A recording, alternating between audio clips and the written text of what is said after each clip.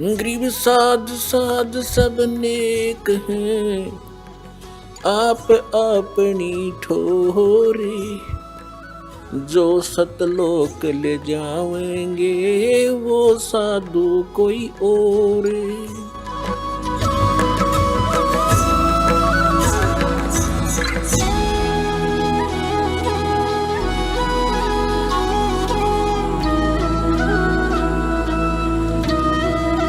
आइए पढ़ें अपने ही सदग्रंथों को, जिनको हम डेली रटा करते, हम पढ़ा करते, समझा नहीं करते।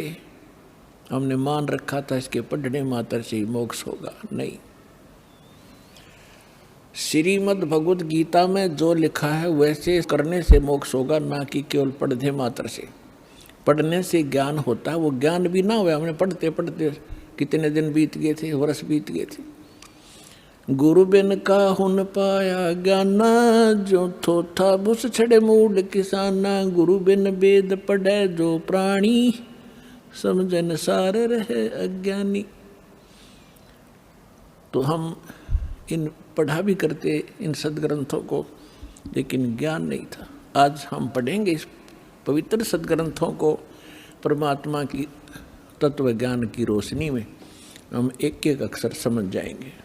आइएगा, अब 7वां अध्याय पढ़ते हैं।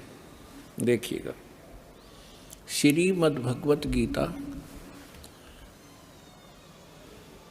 जय दयाल गोविंद का इसके अनुवादक हैं। गीता प्रेस गोरखपुर से ये प्रकाशित है, और ये सबसे अधिक हिंदू समाज में यही पढ़ी जा रही है। अब देखते हैं 7वां अध्याय। ये स्टार्ट है अथ 7वां अध्याय श्रीमद् भगवत गीता। अब गीता ज्ञानदाता कहता है कि हे पार्थ, हे अर्जुन, अनन्य प्रेम से मुझ में आसक्त चित्त तथा अनन्य भाव से मेरे प्रयाण होकर योग में लगा हुआ, तू जिस प्रकार संपूर्ण समग्रम संपूर्ण विभूति बल ऐश्वर्य गुण से युक्त सबके आत्म रूप माम मुझको संशय रहित जानेगा, उसको सुन। अब क्या कहता है गीता ज्ञानदाता? कहता है कि अब जो ज्ञान सुनाने जा रहा हूँ, इसके जानने के बाद तुझे कोई शंका नहीं रहेगी मैं क्या हूँ। आगे देखो, दूसरे श्लोक में कहा है 7वां अध्याय दूसरा मंत्र, मैं तेरे लिए इस विज्ञान सहित तत्व ज्ञान को, इस ज्ञान को, तत्व ज्ञान को पूर्णतः कहूँगा, जिसको जानकर संसार में और कुछ भी जानने योग्य शेष नहीं रह जाता।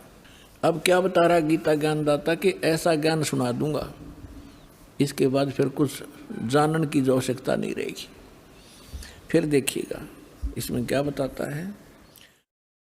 तीसरे मंत्र में, हजारों मनुष्यों में कोई एक सिद्धेय माने परमात्मा प्राप्ति के लिए प्रयत्न करता है, और प्रयत्न करने वाले सिद्धानाम साधकों में भी कोई एक मेरे प्राण होकर मुझको तत्व से वेति माने जानता है, तत्व से जानता है। ये क्या कह रहा है कि परमात्मा की प्राप्ति के लिए हजारों में से कोई ही भक्ति करना चाहता है, परमात्मा के प्रयत्न कर रहा है। उनमें से मेरे तक भी कोई एक आधा ही पहुंचता है, ना तो नीचे के देवी देवताओं तक ही सीमित रह जाते हैं। आगे देखो फिर क्या बता रहे हैं। चौथा और 5वें का इकट्ठा अनुवाद है। पृथ्वी जल अग्नि वायु और आकाश मन बुद्धि और अहंकार, इस प्रकार यह है 8 प्रकार से विभाजित मेरी प्रकृति है। यह 8 प्रकार से भेद वाली तो अपरा मेरी जड़ प्रकृति है, और हे महाभाव इससे दूसरी जिससे ये संपूर्ण जगत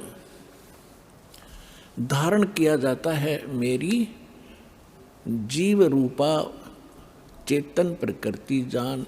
अब यहाँ 2 से दोगे, 2 प्रकृति। एक तो इन्होंने बता दिया 5 तत्व, और मन बुद्धि और अहंकार, ये 8 प्रकार से बनी प्रकृति। दूसरी बता रहे हैं ये चेतन प्रकृति, ये दुर्गा है। दुर्गा, अब देखो ये सिद्ध हो रहा है कि दुर्गा को भी प्रकृति कहते हैं, और आप जी को बहुत बार इन सदग्रंथों में प्रमाणित किया है। जैसे श्री देवी भागवत सचित्र मोटा टाइप गीता प्रेस गोरखपुर से प्रकाशित के तीसरे स्कंद में 123 पृष्ठ पर विष्णु जी कहते हैं अपनी माँ के विषय में।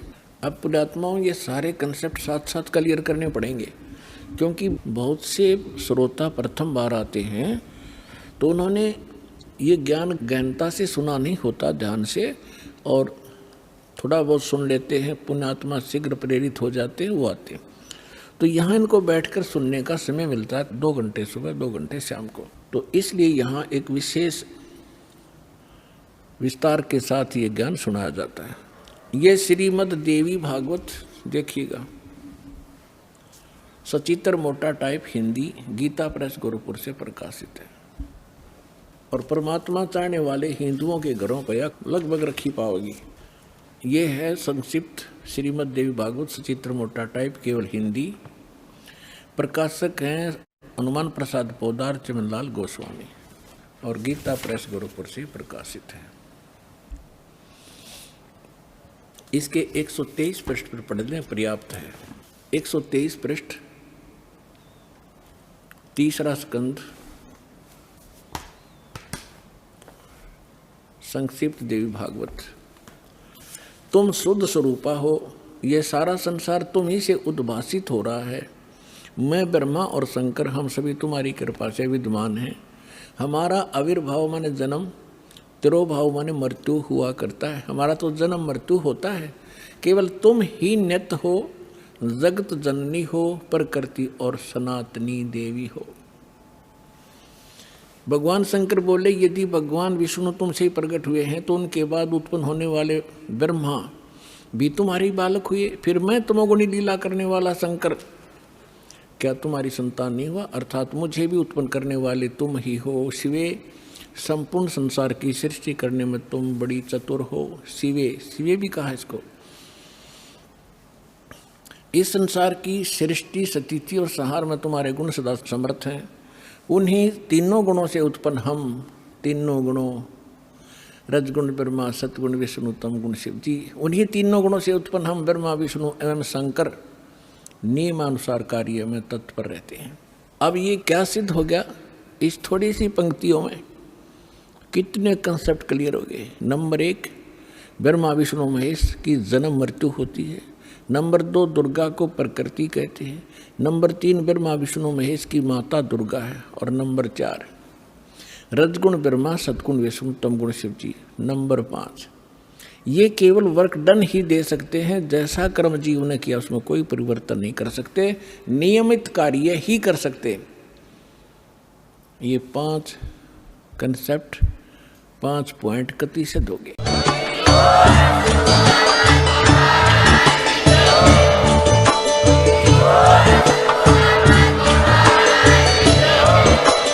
आप सुन रहे थे जगत गुरु तत्वदर्शी संत रामपाल जी महाराज जी के मंगल प्रवचन। अधिक जानकारी के लिए विजिट कीजिए हमारी वेबसाइट www.jagatgururampalji.org। संत रामपाल जी महाराज जी के शुभ आशीर्वाद से पूरे विश्व भर में 500 से भी ज्यादा नाम दीक्षा केंद्र हैं, जिन पर संत रामपाल जी महाराज जी द्वारा ऑनलाइन निःशुल्क नाम दीक्षा दी जा रही है। अपने नजदीकी नाम दीक्षा केंद्र का पता करने के लिए संपर्क करें 8222880541।